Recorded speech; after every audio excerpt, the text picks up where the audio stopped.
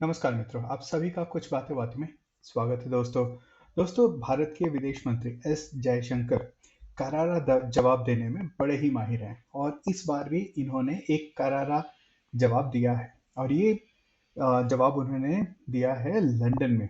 और वहाँ पे बेसिकली वो इंडियन हाई कमीशन जो है लंदन में, वहाँ पे एक इवेंट था और उस इवेंट में वो पार्टिसिपेट करते हुए लोगों के सवालों के जवाब दे रहे थे।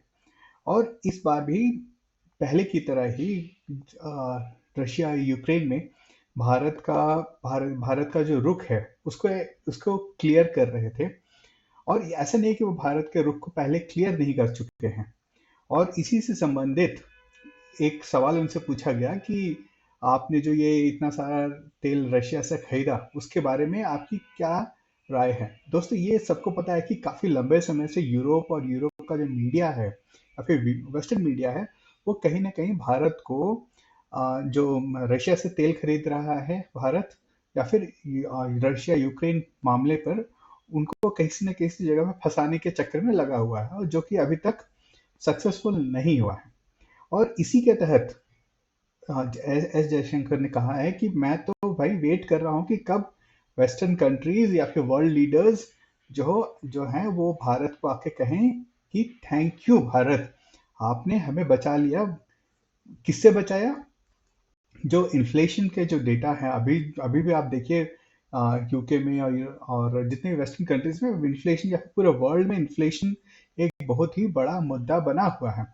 और एस जयशंकर कहते हैं कि अगर हम नहीं रहते, अगर भारत रशिया से क्रूड ऑयल नहीं खरीदता, तो ये जो जितनी भी परेशानियां हैं, ये इन्फ्लेशन छप्पड़ फाड़ देता। आप सभी को याद होगा कि जब पीक चल रहा था रशिया यूक्रेन का, उस समय जो क्रूड के जो प्राइसेस थे वो $140 प्रति बैरल तक चले गए थे।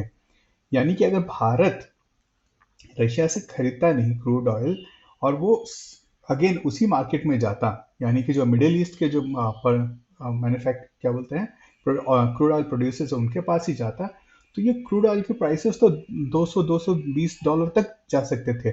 और सोचिए कि अगर ये क्रूड ऑयल अगर 220-230 तक जाता, तो इन्फ्लेशन जो पूरे दुनिया में किस लेवल का इन्फ्लेशन होता।